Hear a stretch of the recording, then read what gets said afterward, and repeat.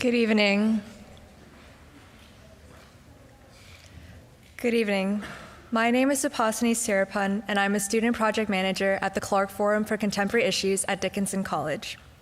On behalf of the Clark Forum, Dickinson College, the Pre-Health Program, and the Departments of Music, Biology, Psychology, and Theater and Dance, I would like to welcome you to tonight's event, Music, Math, and Mind. At this time, I ask that you please silence all cell phones and other devices. In the event of an emergency, accessible exits are located through the door behind me. There will be a question and answer session immediately following the program, so please hold all questions until that time. During the question and answer session, we ask that you please keep questions succinct so that everyone who wishes has a chance to ask their question. As a show of respect for our speaker and everyone in attendance, please stay until the end of the program, including the question and answer session. Before we begin, I would like to take a moment to acknowledge that Dickinson College is on the unceded lands of the Susquehannock Nation. We acknowledge the many Indigenous peoples that live with these lands, as well as the thousands of Indigenous children forced into the Carlisle Indian Industrial School, starting in 1879 as part of a federal cultural eradication effort. This program represents an amalgam of all the things that I love: music, math, and the mind. My fascination with these topics began when I was younger and received classical training in 3 instruments. Fast forward to now, and I'm a wannabe DJ trying to work a Pioneer DJ deck, something which is wildly different from the piano keys that I'm used to. Ultimately, no matter what I'm playing, the same wonder over mathematical precision combined with pulsing emotions still remain. To me, understanding music is the best puzzle to solve. Tonight, David Sulzer will discuss how the nervous systems of humans and animals make sense of music.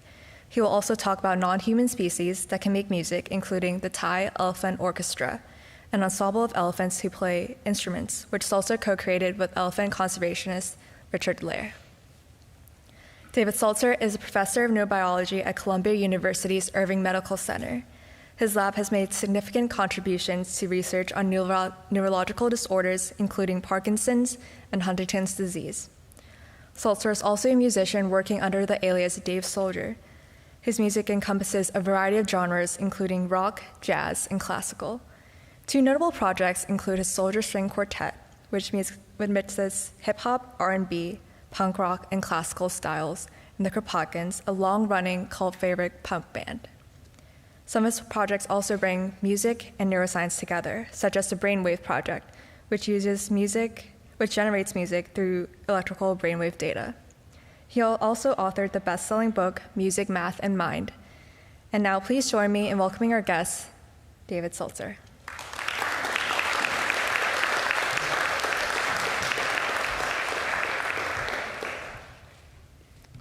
Thanks, Dickinson College, and especially Supa, and also Ella. Ella took me around. Supa interviewed me on the radio. So what did you say? You're an aspiring DJ? She's already a DJ. Apparently Ella's a DJ too, so listen to their shows. And I thought, thank you for that kind introduction.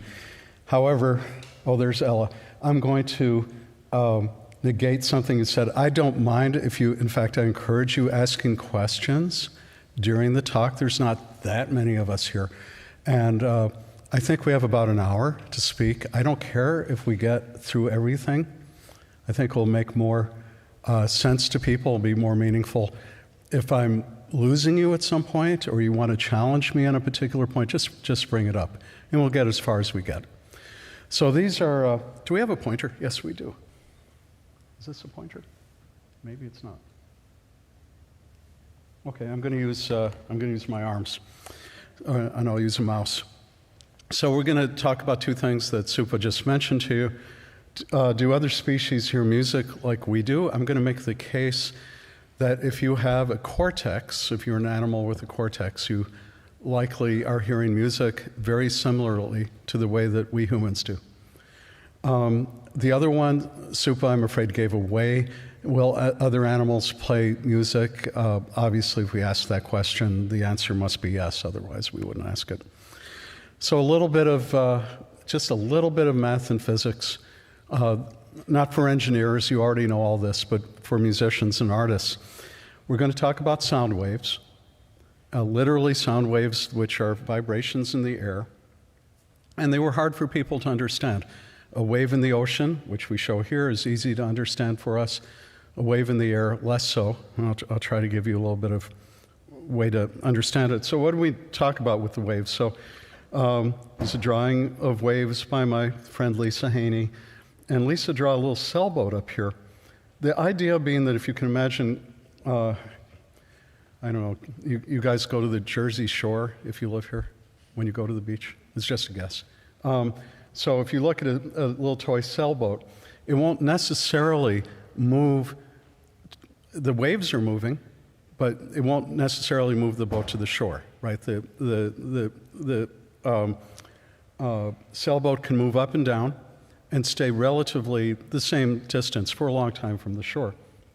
And the idea of this is because the molecules of water that are moving are not necessarily, even though you see a wave moving in towards the shore, it's not the same molecule of water, I don't know why it's doing this, moving from here to, say, the shore over here. Rather, what you're getting are the molecules packing together and making a peak of a wave, and then relaxing and becoming a trough of a wave. This is similar to the air. You can't compress water molecules, right? You can compress air molecules. That's a compression of an air molecule. I'm compressing the air molecules between my palms. Very hard to do with liquids. But the movement of the water together is picking up, the amplitude becomes higher because there are more water molecules for a temporary time, and so the boat is bobbing up and down. The way to measure waves, and of course every engineer in the audience knows this, is the wavelength, obviously, and you can measure a wavelength between a peak of a wave like this or between a trough of a wave like that. And typically engineers like to measure it from the middle of the wave because the waves may not be a perfect circular shape, a sine wave like an ocean wave in this particular picture. So we talk about waves with sound. We're typically talking about an ongoing frequency that people call periodic. So periodic frequency just means that there's a wave that's continuing. And if I'm holding a particular frequency, I'm holding a particular wave. And if we put up a microphone there, and then we analyzed it on your digital audio workstation for you musicians, you're going to see something that looks like a sine wave. And it's going to be very, if we go, and you're going to see the frequency of the wave, the wavelengths becoming shorter, and the number of waves per unit time becoming faster. So where can we hear those waves? Well, if we're humans, we hear from about 20 hertz. Hertz means the number of times anything happens in a second, okay? So if I'm batting my hand 4 times a second here, that's 4 hertz. If I'm doing this, it's 10 hertz. We hear, if I was able to do this at 20 hertz and move enough air, you would start to hear a musical note. It would be a low musical note. It would be just below the low note of a piano. And so we start to hear it about 20 hertz. Elephants can hear it about 10 hertz. We can hear up to about 20,000 hertz. That is if we're teenagers, so there's still some teenagers here. Teenagers can hear up to about 20 hertz. One trick that people do in malls, I have no idea if you have malls at Dickinson, but if you do, sometimes they'll put sound waves. They'll make a speaker that's about 18 or 20,000 hertz in front of a place you don't want teenagers to congregate in a mall, because they'll hear a high-pitched squeal, sort of like your dog will hear a high pitch that you don't hear. As you get to be middle-aged, in fact, even in your 20s, that starts to drift off and becomes impossible for you to hear at any rate. I can hear up to about 13,000 hertz at my age. It's not a big difference because every octave that you hear, every 8 notes on the white keys of the piano, is a difference of 2-fold, right? So even if you're only hearing 10,000 hertz, you're only hearing an octave less than a teenager with perfect hearing. That sounds like it shouldn't be a big deal, and typically it's not, at least for listening to music.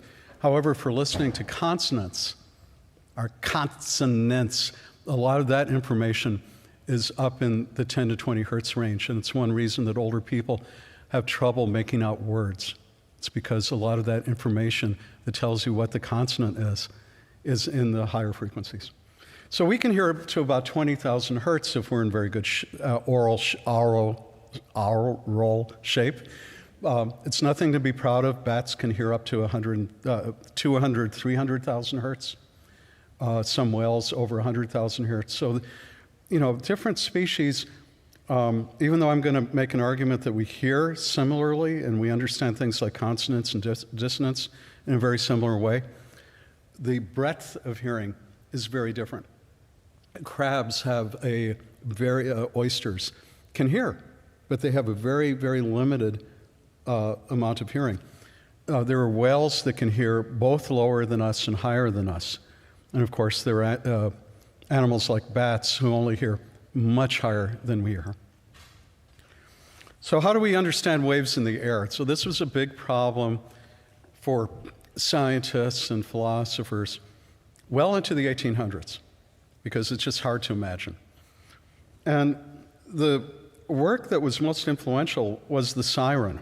So the same kind of siren you hear in a police van or an ambulance. Only in the last, 15, 20 years, sirens have mostly become digital. But until then, they were actually sirens that worked in the way that this works. This is a siren why siren? Because De La Tour, the inventor of the siren, one of them was Scots, but De La Tour popularized it, advanced it a little bit. So the idea was, okay, how can I see waves in the air? Siren is named after the sirens in the Iliad and Odyssey, right? The women who sing and lure the sailors to the death. So the idea here is that you can take a bellows, like a fireplace bellows, and push out air. And now you have a gear, and in the gear you can make a hole. And when there's no hole, of course, the air just bounces back. But occasionally you hit the hole and the air comes through. So if you made one hole and you turned it once per second, that would be 1 hertz. Remember, 1 event per second, 1 hertz. 1 hertz we don't hear. If you've made 20 holes, or you turned it 20 times a second, now you're 20 hertz, and you start to get this very low note, which is, again, the very low end of the piano. It's just a little bit lower than the end of a conventional piano. And so, if you put 400 holes up here, you'd be at 400 hertz. Those of you that listen to classical music, you know that at the beginning of the orchestra, there's always an oboe note, and everybody tunes to that. You hear all the strings tuned to that oboe. That's 440 hertz in America, okay? So that would be 440 holes per second, or you have to turn it that fast.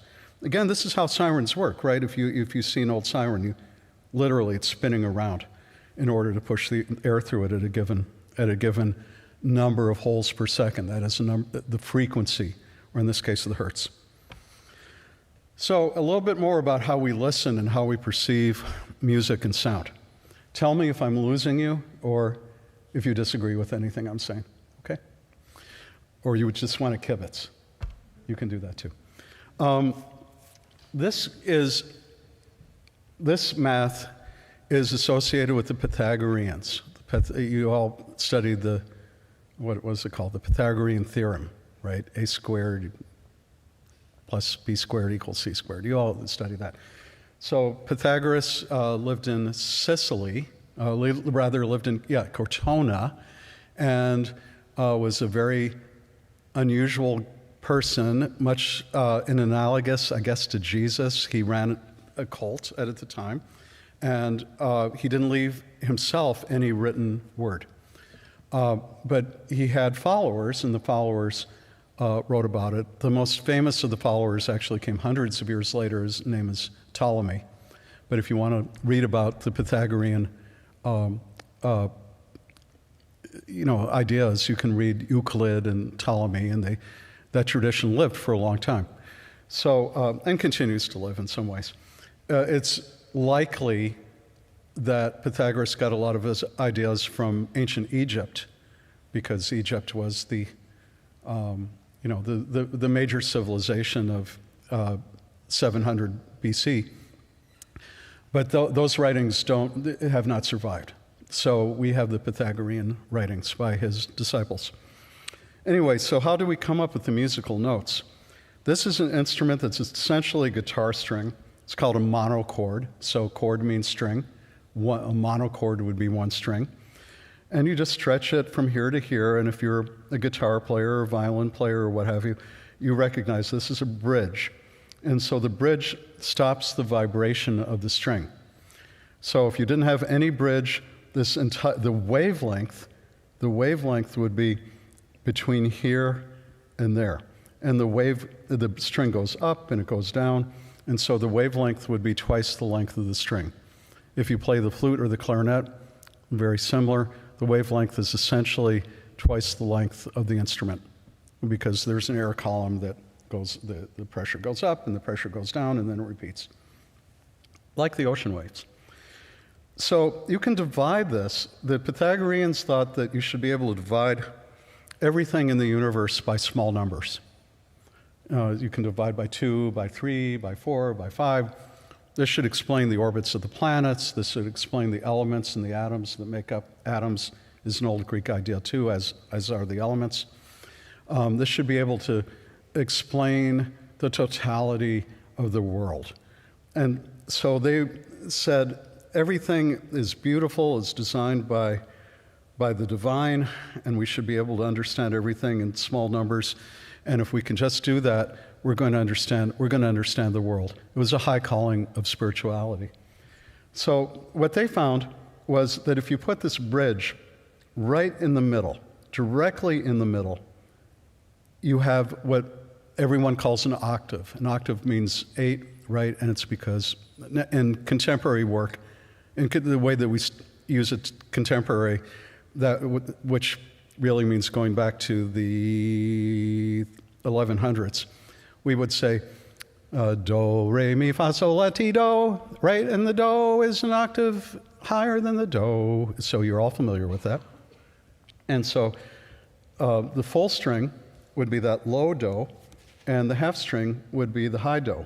So it's half the wavelength, which turns out all these things in frequency are reciprocals. So if this were 100 hertz and you divide it by 2, the wavelength would be half, but the frequency of the octave would be 200 hertz. So if you go up one octave, it's, say your fundamental is 100. We're going to be doing this in a second. You start at 100 hertz, and the next do is 200 hertz, and the next do is twice that, which is 400 hertz, and the next one's 800 hertz. And for all of you who've grown up using bits, you understand that intuitively. It's just 2 to the 1, 2 to the 2, 2 to the 3, etc. So you can divide this, and it's do. But there are guitar players here. I saw somebody walk in with a guitar, and the professor plays guitar. So if you look at your guitar, there are usually dots on the guitar, and the dot in the middle is the half point. So that's the octave. And then there'll be another dot on what fret? 7th fret. And the 7th fret is 1/3 of the length of the string. And another dot on 1/5. You see, even professional guitar players don't know this, right? Which is weird, but it's true, right?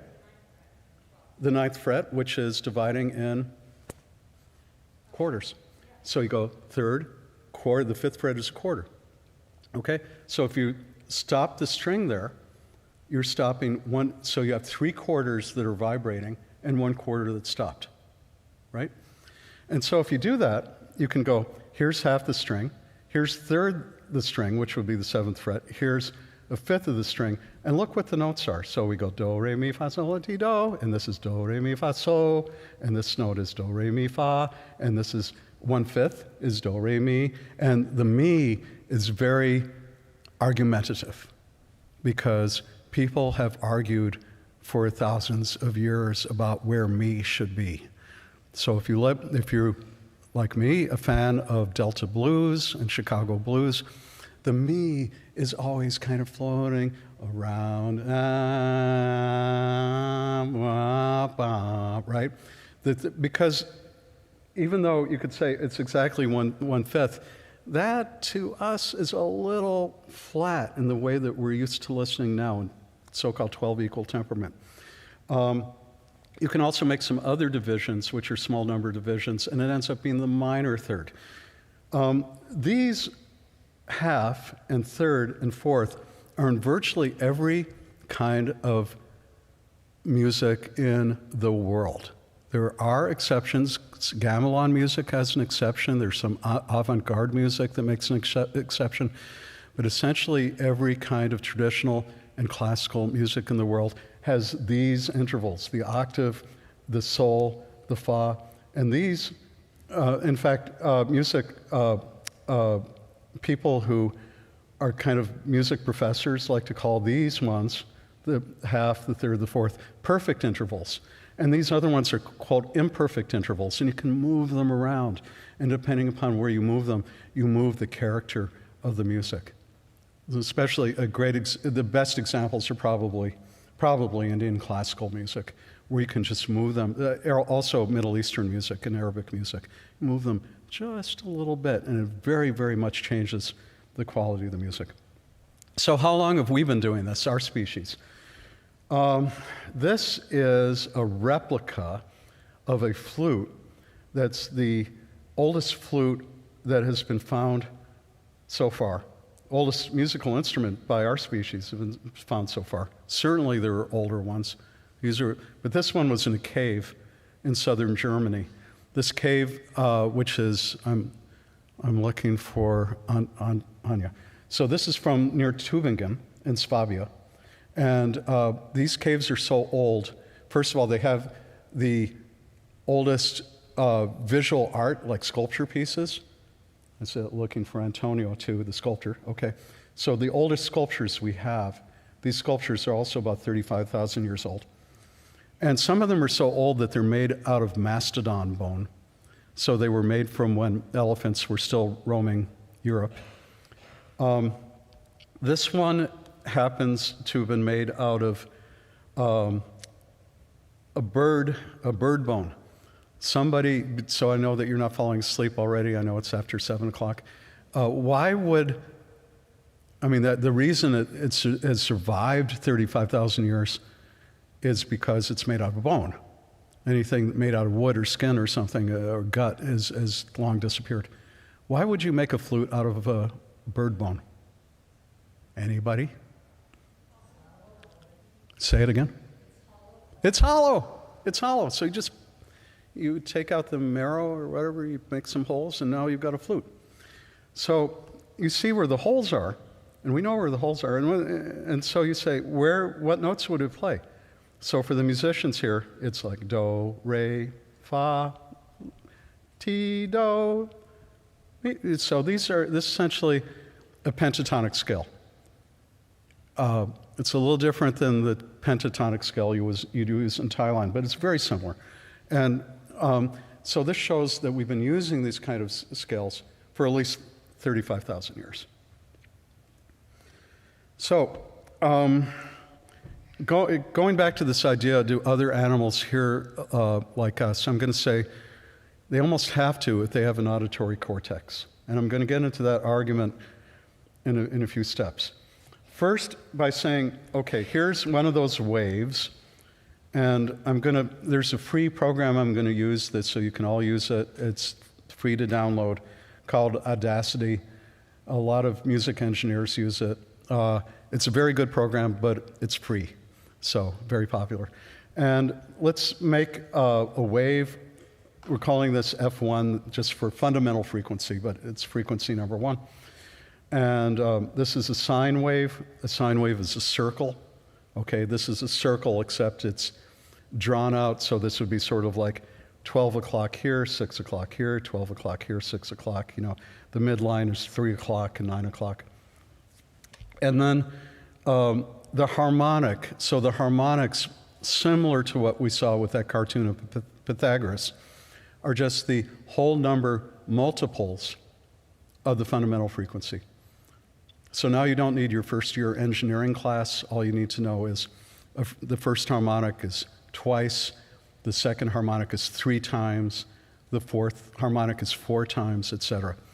So here is the fundamental frequency, the next frequency, which turns out to be the octave, if you remember, half the string length, twice the frequency, is half of that, so 2 of these waves equal 1 wave up here. Here, 3 of the waves equal 1 wave. And you can add all these together, and if you do that, you'll come up with that term again, periodic wave, meaning that this is a wave that repeats perfectly, okay?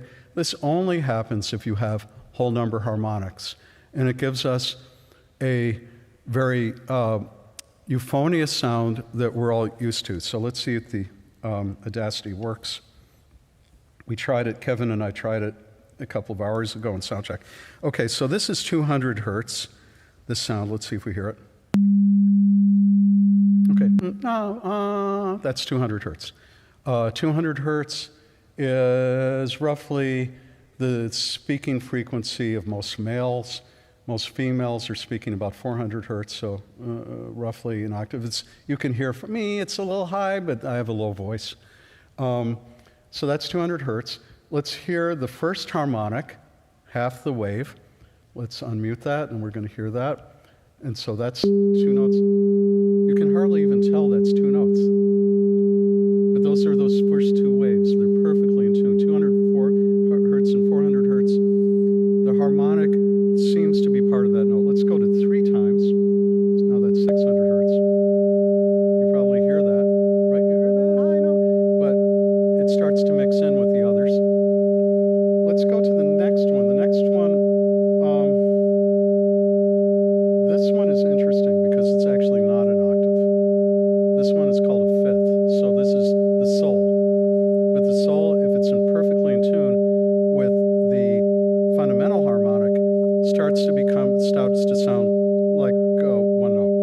Here's the next one. This is that third. This is the controversial one in music. Sorry. But it could also be right. You've got a bit of width. That's in our head. That's how our ears work. That's not a. Here's the next one. This is. Am I doing this right? This would be the next third. Okay. So let's stop it there. I know it's getting irritating, and we're going to do a couple of other things. What happens if we take a fundamental? Let's mute all these, and we'll get there in a second. So we're going to mute these, and we're just going to hear the 200 hertz. Here's 200 hertz again. And now we're going to take something that's a little bit out of tune. This is going to be 205 hertz. So if you listen to this note, let me stop it. And now let's hear 205 hertz. Come on. Hardly sounds different, right? If you're tuning your harp, you might not even tune it any closer than that. But you would, because you have 2 harps and you listen for the beats. I'm looking at the harp players in the first, these 3 harp players in the front. So they know how they tune with each other. Let's hear the 200 hertz, which is just next to 205 hertz. You probably couldn't tell the difference unless you play them together. And you hear that, that's 5 times a second. If we made it 201 hertz, you'd hear 1 times a second. I'm looking at people that probably play guitar, right? And this is how you tune your guitar notes. And also, you think about an organ. When you hear a church organ and here's vibration, how can they do that? Because you can't take an organ pipe and make it shorter and longer, right? We don't have physics to do that. What they do is they take 2 organ pipes and make them a little bit different in length so that they're 1 or 2 or 5 or 10 hertz different from each other. You play them together and you get that phenomena, which is called beating. So when the harpists want to play in tune with each other, they're listening for those beats and they try to get rid of them. As you can see, if you're 5 hertz away, you can hear 5 seconds, and you get closer, and it's 1 hertz, and now it's just going to boom, ding, ding. And if you're exactly together, you don't hear beats anymore. So that's how you tune. Let me just do one more here, and then I'll show you the pictures afterwards. What happens when you start adding a lot of these harmonics that are no longer in tune? What you end up with getting, and this is very famous, you start getting white noise, right? And there are different colors of noise. This is pink noise. So remember, you're doubling with each octave. That's not really how we hear. We don't hear that a higher octave sounds like twice as big as the octave lower than that, and the octave higher than that 4 times lower. We kind of hear it logarithmically, like 2 to the 1, 2 to the 2, 2 to the 3. Each number seems about the same distance, and they kind of are the same distance because each one is an octave. I know I'm going through that quickly. Write it down and then think about it, and it will make sense. If it's made sense to Pythagoras 2,000 years ago, it's going to make sense to you, or 3,000 years ago, it's going to make sense to you now. So we start rolling off the top end because there's too much real estate in the top end. So this is white noise. Hello, white noise? Well, there is white noise in this file. Okay, now let's go to pink noise. We're rolling off a bit of the top end. Sounds like the C, right? And some people find even more top rolled off. This is called Brownian noise, or brown noise. It's actually named after a physicist named Brown, who studied how dust particles move in the air. And if you have the music notes travel in the same way as dust particles, you're going to get that sound. That's why it's called brown noise. Okay, so we just went through one hell of a lot of stuff. Let's go back to what they look like. So when we did that 100 hertz, 200 hertz, 400 hertz, 600, that's what we have here. 200, 400, 600, 800, 1,000 hertz, and we add them all up, and we get this nice periodic waveform. This sounds consonant to us. You just heard it, right? It sounds consonant. The ones with the beats did not sound consonant. Now, let's take a dissonant note. I actually could have played this for you, but I'm just going to save a little bit of time. All the musicians, I'm guessing about a third to the half of the audience are musicians. You know what these notes sound like. This is called the tritone. The tritone is almost all of Western music is based on the tritone. Thai music is not. However, Western music is. And that's I'm sorry, just going to go very quickly for musicians. If you play a C chord and now you play a G7 chord, right? You all want it to resolve to the C chord again, okay? And that's because of the existence of this particular interval, the so-called tritone. This is not in fact, it's the only note in our scale. It's the only interval in our scale which cannot be explained by Pythagoras-like small number ratios. This is, and get this, it's the square root of 2, right? The square root of 2 is the number that showed that real numbers can't explain everything because the square root of 2 goes on and on and on and it never stops, right? It never can be explained simply as a fraction.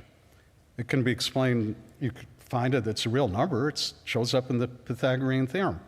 It's the edge of a triangle, but you can't explain it by a fraction. And so this one really bothers us, and in the Renaissance, they used to call it the devil's interval. And so classical music, pop music, I'm going to say 90% of the music that most of us listen to is based on this interval, giving some kind of dissonance and some kind of anxiety and tension that wants to be relaxed, to go back to those other intervals, which are the harmonic intervals. All right? And you know, I'm looking at the harp players, if you're in the key of C and you want to bring in tension and you don't want to get something to resolve, and you want everybody to get upset, maybe you hit a D7 chord. D7 chord has that C in the F sharp, right? Or you might hit a G7 chord, and you know that means everybody's going to say, wait, play, dot, dot, dot, dot, dot, right? And everybody's waiting for the last note, right? You know that very well. But look at this. Is this now periodic? Not really. I mean, it's semi-periodic. But it's really not that nice repeat of the same wave. And let's go to the ones that we just heard when you have beats. So here's something that might be, say, 200 hertz. That you just heard this phenomena, and here 205 hertz. And what happens is sometimes these waves add together because they're in sync, but one's faster than the other one. So then they go out of sync. And now the high part, the peak, for a little while, matches the trough of the other one. So they cancel each other out. And you get this the sound goes away. In fact, if you have noise-canceling headphones, this is the principle by which it works. You put in a wave of opposite phase, right? So the trough, the peak and the troughs add up together, and the sound becomes zero. So it's an interesting phenomenon, but it's one you just heard with the beats. Okay, so we keep adding. So here I'm doing the same thing that you saw before, but I'm just making every note, what should be harmonic, detuned a little bit, and eventually you come up with something like this, which is white noise. That's that sound that you were hearing a minute ago. And here's the colors of the noise. Again, this, white noise, kind of spiky. Pink noise starts to, this is spiky throughout the frequency range. Pink noise, you start to dial it down on the high notes, and brown noise even more so. There's this theory that most of the music we like to listen to for engineers, can be characterized as brown noise. It's a little silly. Of course it's brown noise because octaves have, they double in frequency at every octave. So everything's brown noise. But nevertheless, people like to think about that. So how does the ear and the brain work with this kind of coding? This is work from a fellow named Mark Tramo, who's a neurologist working in UCLA, and I'm afraid he records from the auditory nerve of cats. So this would be an anesthetized cat. I'm not advocating that you do this. So you anesthetized a cat, you put a electrode on the cat's nerve, and now you play different notes. And then this is called a raster plot, and what it means is there are spikes that are happening in the auditory nerve as you're hearing anything. And this tells you the duration between the spikes in milliseconds. So a millisecond is 1,000th of a second. So if you have a bin, let's see, down here, between 30 and 40, this means the bins are between 30 milliseconds and 40 milliseconds, where you get some spikes. And you can play different notes and different pairs of notes. So if you remember that a perfect fifth is dividing the string in thirds. So it sounds very euphonious to everyone. And if you do that, what do you see in the nervous system? You see these very uniform spikes that are happening, let's see if we can figure this out, approximately every 8 milliseconds, there will be a spike. Well, what about if you use let's skip the perfect fourth. Let's go to that tritone, the one we saw before, the devil's interval. And if you do that, you could see, all right, there's one big spike here, but you don't get this nice, simple, reproducible layer of spikes. You get something that's very complex. And you can do this for all the different intervals. This happens to be the one where you divide the string in quarters. And this is another dissonant interval that I didn't show you, but this would be like playing a C and a C sharp. So that's what the ear is doing. The ear is taking those waves and translating them. It was a wave in the air, like the siren. And then, I'm not going into details, but you can read about them if you like. That air wave becomes a dynamic wave, a physical wave, because it moves a tiny bone in your ear, and those hit the eardrum, right? And behind the eardrum, there's liquid that fills part of the inner ear called the cochlea. And so it goes from a wave in the air to a wave with a tiny little hammer, which is a bone, to a wave that's on an eardrum, which really is, it's part of your ear, but it really is a little drum. It's a tiny little snare drum. And after that, that's pushing liquid through the cochlea of your ear, and so it becomes a liquid wave. And then it becomes a wave that moves the cells of the cochlea, which are called hair cells. They're not actually hair, but they look like little hair, they look like they have little hair tufts. And so that becomes a mechanical wave. And that opens up ion channels, which let electrically charged particles go through, mostly potassium ions. Potassium ions mean you take some potassium chloride, a salt, people use it for flavoring, you put it in water, you get a chloride ion, a potassium ion, and the potassium ions move across that membrane and make an electrical wave. They're charged, so they're like electrons. They're analogous. And you get an electrical wave. And finally, that opens up a system where you release neurotransmitters, and now you get sort of chemical waves that continue these electrical waves all through your brain. Okay? So we just go from one kind of wave to another. Now, where's that all perceived? So that was kind of discovered in the 1940s, principally by this fellow, Wilder Penfield, who was a neurosurgeon. He used to be at Columbia, the same place I work, and he had a fight with the neurology department, which I've also had, but I'm not like Wilder Penfield. And so he went to Montreal and started the Montreal Neurological Institute, which is still a special place for neuroscience. But what Wilder Penfield would do was, and he pioneered an operation that is still done, but it's rarely done. So a number of people in the room have epilepsy. It's very, very common. And these days, it's mostly treated by drugs.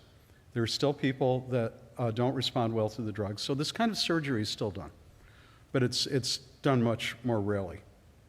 What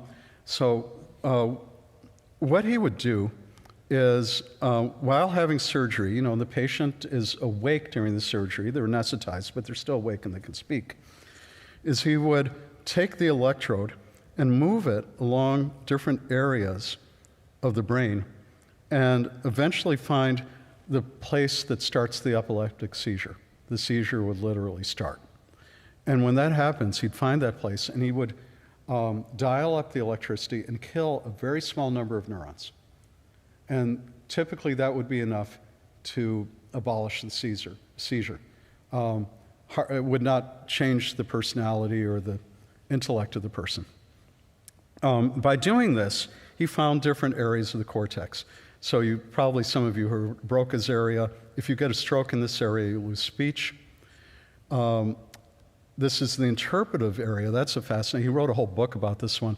This is the one that seems to be in control of dreaming. And so you can get awake dreaming states if you stimulate this area. This is the visual cortex, where you can see objects. This is the somatic and the motor areas, and you can see they're right up next to each other. But if you touch one side over here, you will feel something, say, in your index finger, and if you're on this side, you will move your index finger, whether you want to move it or not, and whether you're actually, whether there's anything to feel or not. Anyway, the auditory cortex, where you will hear sounds, if you stimulate it, is in this kind of fissure in this fold over here. It's traditionally called the fissure of Sylvius. So this is the famous drawing of the homunculus that Penfield drew. And motor cortex and the sensory cortex, which you just saw right next to each other. And this is the representation of the different areas. You could see that there's, in your motor cortex, there's a great deal of real estate devoted to your hands, a good amount to lips and tongues. You'll be perhaps surprised that sexual organs are hardly here at all. The sensory areas, again, face and different areas. These can be remapped. So if somebody has a seizure, often they can take some of that space and can convert to recovery. So let's record from one of these modern versions of this kind of surgery. So this is a patient that had auditory seizures. And so nowadays, rather than one electrode, they'll put multi-electrodes, and each of these little pink dots is an electrode that they put over the patient's brain during the surgery. And, they sew them up afterwards, and the patient, again, is awake while this surgery is occurring. And you play them a recording, in this case. And the recording is What Eyes They Were. This, by the way, is from another fellow at Columbia named Nima Mascarani.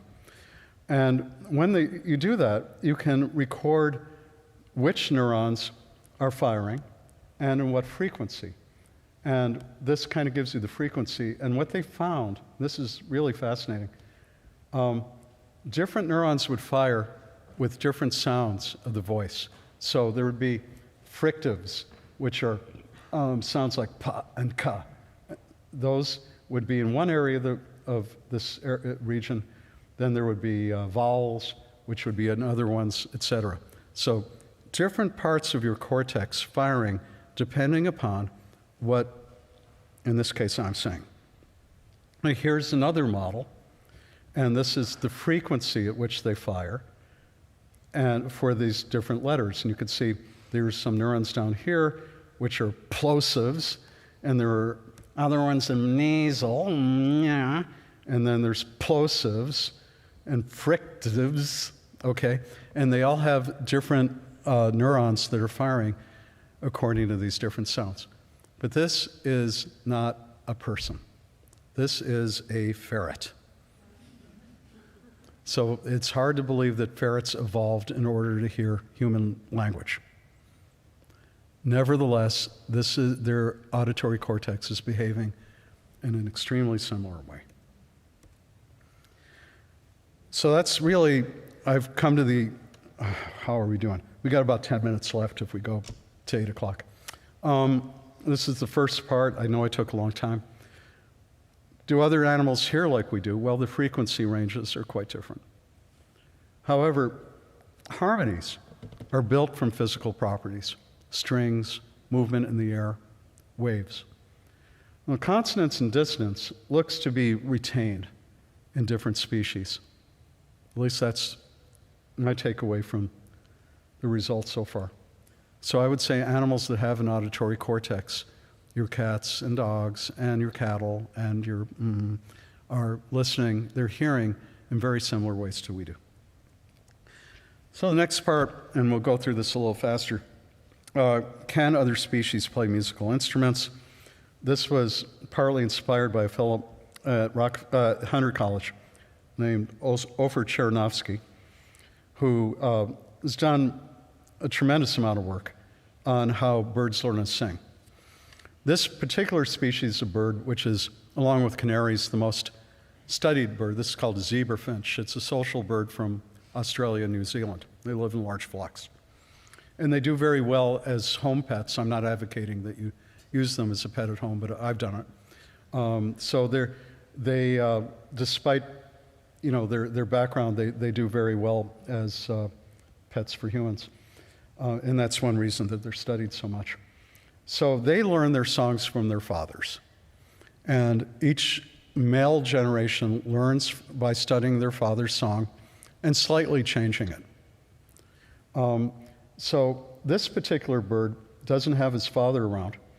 So what he's doing is Ofer made a little instrument here for the bird. He can peck it, and when he does, he hears his father's song. And so you're going to hear his father's song. And then zebra finches, when they get excited, their tail feathers come out. So you're going to see that. That's his dad. His feathers come out. And he'll do this hundreds of times a day when he's young to try to learn his father's song until he learns it. So I questioned, will they play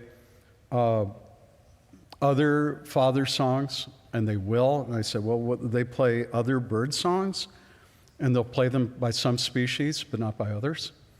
And I finally said, of course, will they play human music? Here's 4 zebra finches improvising on these tiny little trigger synthesizers, like a DJ instrument. And speaking of her DJ work, and these are bird DJs, so you hear them calling. Come on. But they're also playing human music.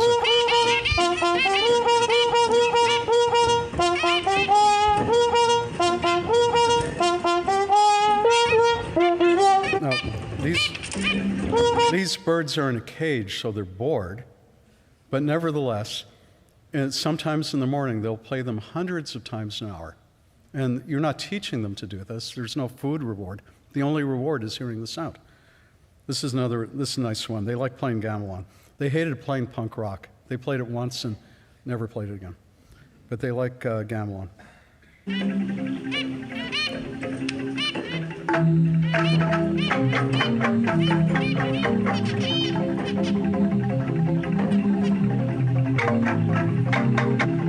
So essentially, birds composing music. Songbirds that not only sing, but if there's something ergonomic, under some conditions, they'll play. Here's a famous example. This is Kanzi. Kanzi was a bonobo, a so-called pygmy chimpanzee. He died, I'd say, about 8 months ago, at the age of, in his 40s. I got a chance to spend some time with Kanzi. He was a member of a group of bonobos who are living in Des Moines, Iowa, in a research institution there. Kanzi is the one that learned English the best and could have long, complicated conversations in English using pictographs, because their voices are not made to speak human, but they can point to words and use them. This is Kanzi. So Peter Gabriel, the rock star, is in the back here playing. Here's Kanzi. Here, let's fast forward. So this is Kanzi improvising on a synthesizer, and Peter's back there. You'll probably see him in a second, playing drones, synthesizer notes behind a glass. So bonobos will play human musical instruments. And it's kind of fascinating to watch this. We're not going to do it now, but you'll see that Kanzi is playing notes in the same chord that Peter is playing. That's Peter singing and playing synthesizer, and Kanzi playing notes. So, to say, musicians, he's playing, Peter Gabriel's mostly playing D minor chords. You see he's playing the white keys. It's not playing the black keys. The black keys sound dissonant to this harmony. He's playing an octave here. Nobody taught him, now he's on the ninth. Nobody told him what to play. He started playing octaves. Okay, let's keep going. So the final thing I'm going to show you is the most spectacular, is the Thai Elephant Orchestra. This is in Lampang, between Lampang and Chiang Mai in northern Thailand. This is the first conservation center for elephants. Elephants, around 1900, there were about 100,000 domesticated elephants in Thailand. They are now down to about 3,000. So there's been an enormous population drop, and this has to do with the economy more than it has to do with anything else. So the Elephant Conservation Center is the first conservation center. It's still the first one. It's still the only one actually owned by the government. All the other ones came later in their private conservation centers, but they're doing important work. So these were all logging elephants. They were all working elephants, or almost all of them were working elephants. They have lost their jobs, and so they are now at the conservation center. There's about 60 of them there, including about 8 white elephants, Sufi. It was the king's white elephants live up the hill at this place. So this is the conservation center. It's a teak forest in northern Thailand. We built about 20 instruments for the elephants. The elephants had been taught to paint by two crazy Russian painters who happened to be friends, Komar and Melamede, the year before.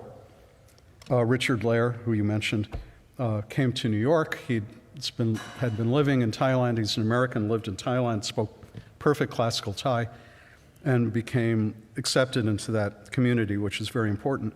It's the only way you could do this kind of thing. And he helped start the center. So he came over and he said, elephants like to listen to music. So people who live with elephants know that elephants like to listen to music. We could get into that if you want. So we set up a recording studio. This is it. We put out outdoor microphones and built giant instruments. These are happen to be drums from Buddhist temples in the area. This is the design of the most successful instruments, which are called renats. They're like our marimbas or vibraphones. I won't get into the numbers, but I'm going to tell you they are exact multiples, just like those Pythagorean numbers that you saw at the beginning. So these are perfectly in tune when they're in tune. They're meant to be in tune. Here's Pratida when she was about 7 years old, playing on one of the renats. Here is a giant Thai drum. This is Maykat, who loves to play the drums. Lee Oscar, who, if anybody remembers the band War from the 1970s, Lee Oscar was the harmonica player in War, and he makes harmonicas now, and he made a bunch of elephant harmonicas for us. So I never met Lee Oscar, but I have a tremendous respect for this gentleman. Here's some of the other instruments that we made. Here's Richard. These are each elephant has 2 or 3 mahouts, usually special mahout. This is an angaloon.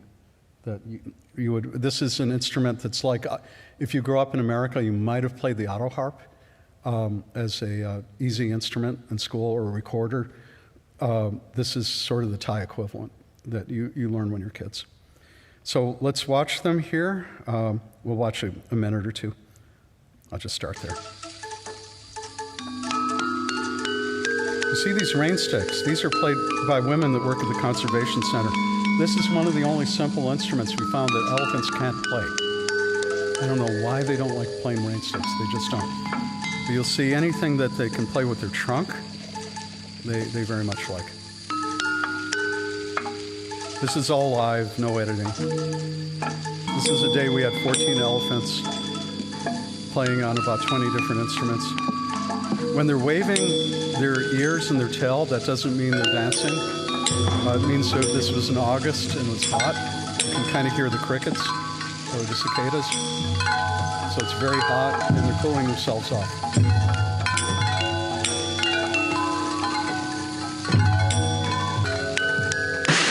That's Maykat. She's about 25 and she loves smashing things. This is Chapati, and sadly, I understand why. Chapati is playing the bass. There we are, there I am, standing around doing my best to conduct. Conducting means, please stop. That's what it means.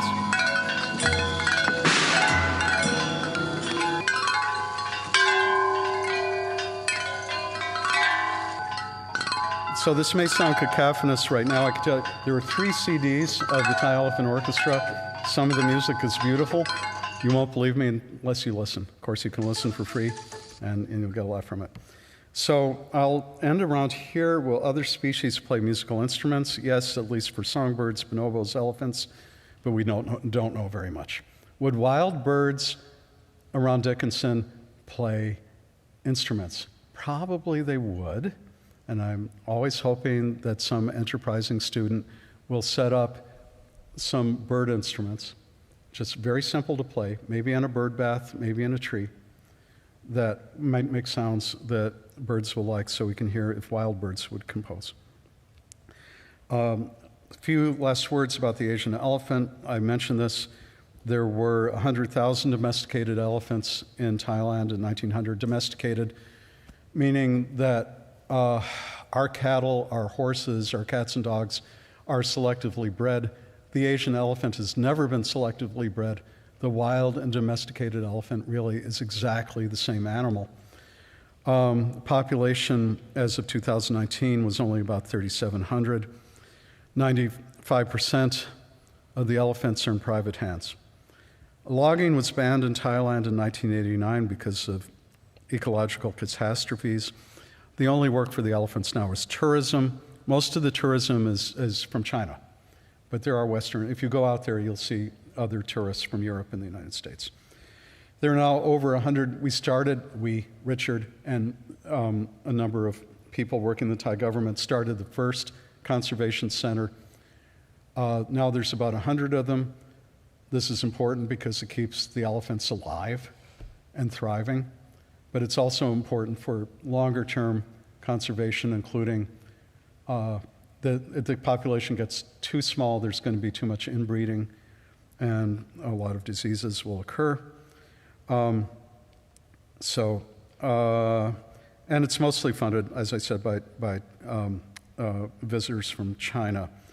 The problem with this is when there's an epidemic like COVID or something, things really go to hell.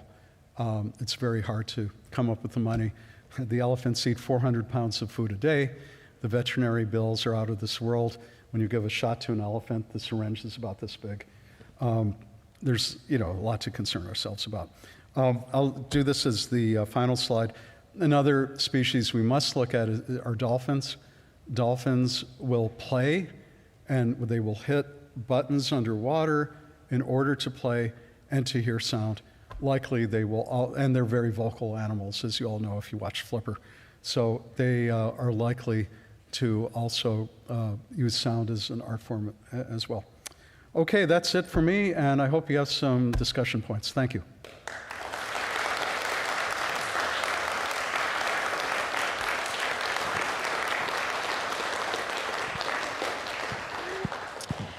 Thank you. It is now time for the question and answer session. Because this event is being recorded, please raise your hand and wait for a microphone to reach you before asking your question. Reserve the first questions for students, and then we'll open it up to the rest of the audience. It is now time for the first question. Don't everybody speak at once? Yeah. You can yell. It's okay. Hi. The mic's not on anyway, so. Oh. But go ahead. Oh, okay. So, earlier you mentioned that dolphins have been observed hitting buttons to play music. Wait, say that again? Earlier, on the slide you mentioned that dolphins have been known to hit buttons to play music and. Well, not to play music, to hear sound. To hear sound, my bad. Do you have any idea on if certain species are more likely to do this than others? Oh, yeah.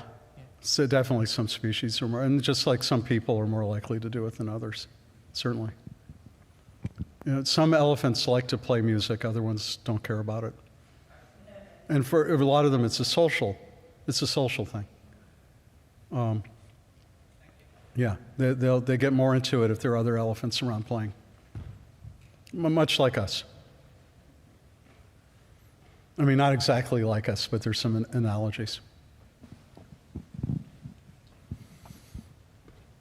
Hi, I was wondering about... Why does your microphone work and his? That's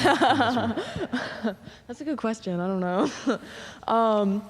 I was wondering about the devil's note that you mentioned before. I was wondering when people started to recognize it, and also when it was measured as a square root, and how they did that. Okay, I'm glad you brought that up. So this discovery that a square root cannot be made by fractions, it's a great story, and it's told in different ways, was by a Pythagorean. The Pythagoreans were really weird. Okay, they were vegetarian, but they wouldn't eat beans. And so supposedly Pythagoras himself was killed when Greek soldiers were running after him, and he refused to cross a bean field, and they caught him and killed him. But traditionally that the square root of 2, it's actually a pretty easy proof. I didn't figure it out myself, but you can read about it, and you can do it yourself, and you can do a mathematical proof in 5 minutes. And see it actually works. So that proof was by one of the original Pythagoreans, whose name was Hippasus. And supposedly the other ones got so upset that he showed that the entire universe cannot be explained by small numbers, that they took him into the Mediterranean, pushed him off the boat, and drowned him. So drowning of Hippasus for finding that the square root of 2 is not a small number, real number, rational number. Does that answer your question? Because you said when. So I would say about 600 or 700 BC. I was mainly curious about because I think I've heard of the Devil's Note before, and it sounds almost kind of medieval. So I was wondering, I don't know, I never even associated that with such a long time ago. Thank you. Yeah, a lot of medieval composers thought that they should not use that interval. And then later it became sort of the basis of almost all of Western music. And by Western music, I mean almost everything you hear on pop music radio, as well as Bach and Mozart and so on.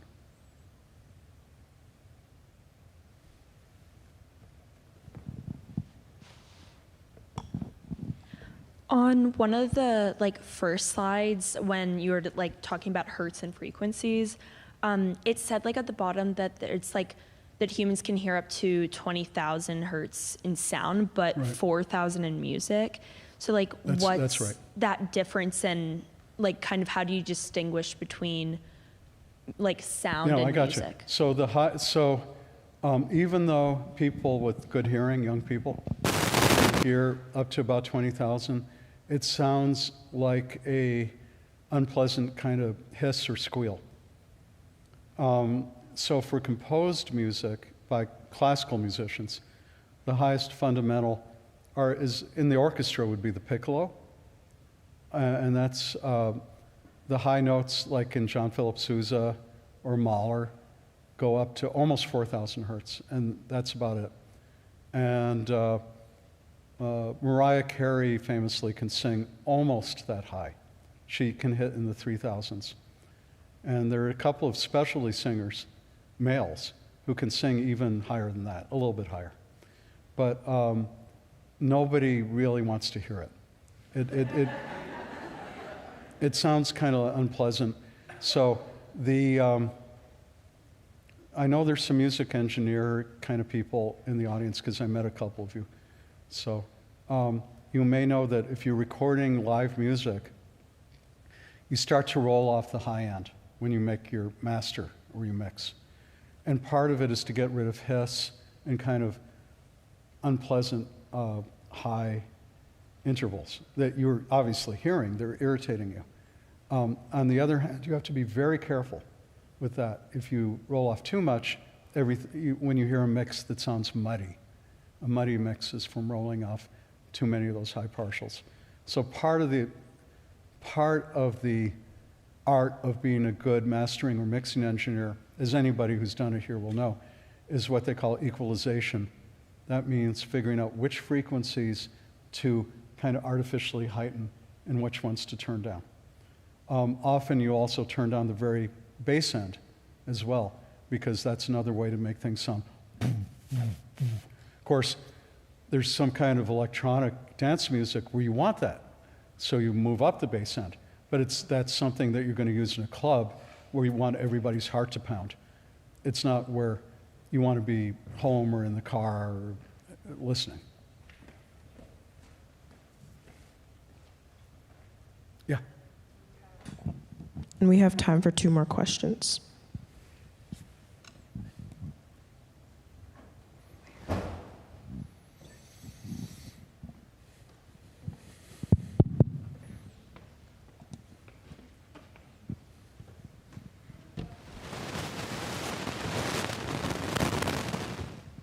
So if you were to play a musical instrument at a very high frequency to where you're able to play a pitch more than 20 times per second, is that at a point where it would produce an additional low tone? Or how does that work if you were just to play something at such a speed to where you could also hear the pitch?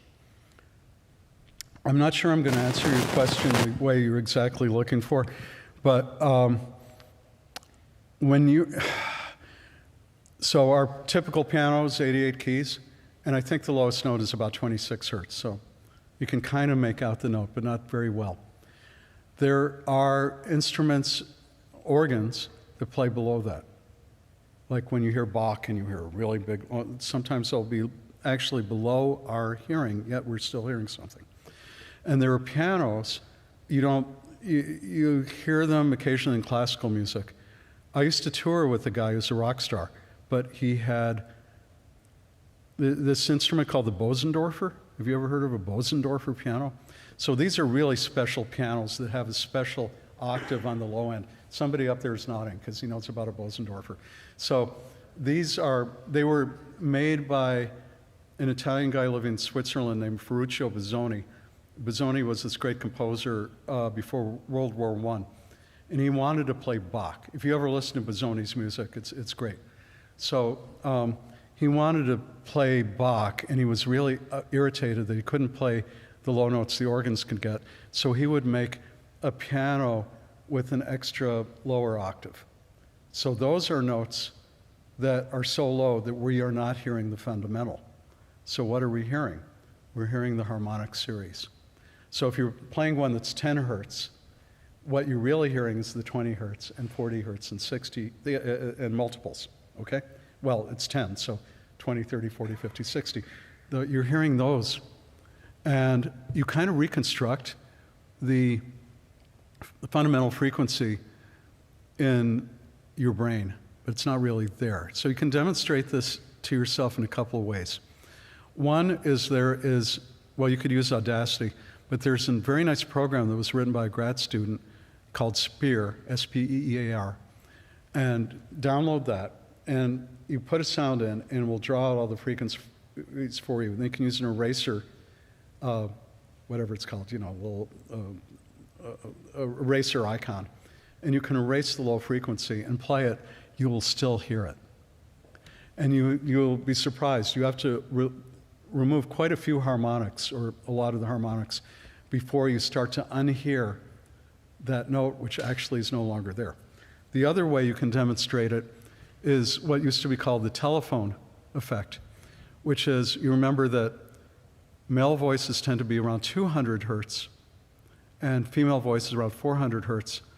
The cutoff for traditional telephone mics and speakers is 300 hertz. So that means when you're hearing a male voice on a traditional telephone, you're not actually hearing the fundamental, yet you're recreating it in your head. You know exactly where it is. What you're hearing are the harmonics. Also, one more thing. I know we've run out of time. The ability to make these harmonics essentially is called resonance. And it's the difference between a good and a bad instrument. It's also the difference between a good and a bad singer, sort of. I mean, there are singers like Louis Armstrong who kind of have resonance but also have a lot of noise, right? They have a lot of that, and they have a lot of that. They have both, okay? So if you are a musician and you do long notes, so anybody here is kind of a professional, semi-professional musician, except harp players. Harp players don't care about long tones, but every other musician does. So if you're a saxophone player, if you're a singer, if you're a violin player, you spend a lot of time playing extremely slowly, and everybody else is bored, and you get totally into it, because that's what makes you the master of that instrument. And that's by making the harmonics nice and resonant, and a good instrument, a good musical instrument, especially string instrument, even if you take the strings off. Like if I hit this would, nothing, right? If this was a guitar body or a bass, it would go, an acoustic bass, it would go boom, right?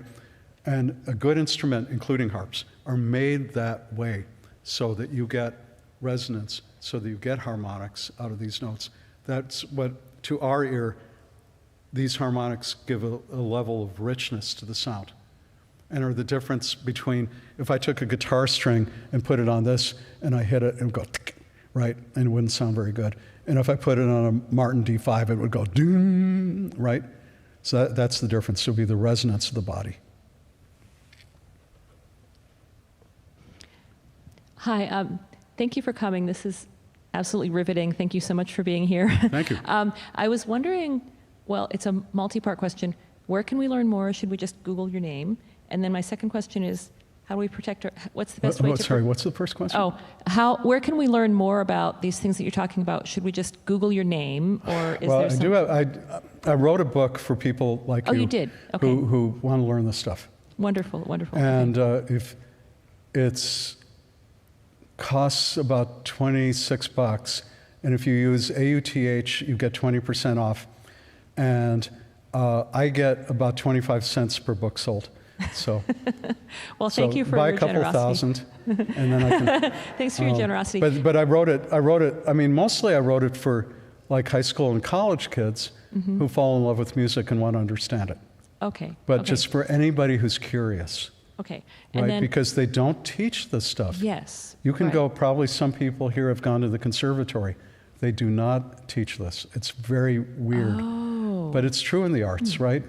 You know, even if you go to school and study visual arts, you don't understand. I mean, they teach you the color wheel, and maybe you know about rods and cones in the eye, and that's about it. You know, there's so many questions in this kind of thing. Yeah. Okay, thank you. And I also was wondering if you could answer, what's the best way to protect our ears so we can keep hearing the music? Yeah. Those little So that's a foam good earplugs question. seem to do So almost people nothing. that go to concerts, and especially electronica and rock concerts, are in a region of volume. Volume means how high those waves are, how high and low those waves are. That causes permanent hearing damage. You know, one of my best friends is a well-known drummer, and he's too young to be walking around with hearing aids, but he is. You know, he spent his life hitting cymbals. Obviously, don't stand near the speakers, or if you do, do it for a very short amount of time. Maybe antioxidants the next day, vitamin C, vitamin E, and acetylcysteine might help a bit, but the best is to just stay away from extremely loud volumes and wear earplugs, because you really don't want that. It starts killing. We were talking about the hair cells of the cochlea. You unavoidably lose some as you get older. That's why the high part of the hearing goes. The higher parts are in the outer part of the cochlea. They die first. So that's why people lose the higher end of their hearing first. Again, even in your 20s, you start losing it. But people that live in very quiet environments, very quiet environments, not like us, retain good hearing, throughout their lifetime. So it's more exposure to loud noises, lawnmowers, other loud noises. That's really what will damage your hearing.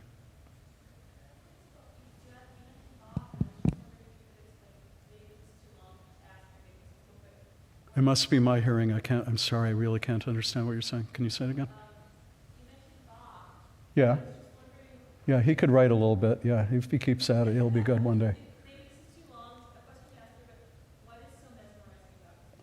Oh, for God's sake. That's way too much. There's so many different levels to that question. So you must be a musician. How do you know Bach is so great? Yeah. Well, Bach is one of the gods of music. There's no doubt about it. I mean, there are a bunch of gods, but he's really one of them. And every musician realizes it if they listen and play it. He had ears and logic that is incredibly stunning. I hate him. Okay. This concludes the end of our program. Please join me in thanking Dr. Sulzer.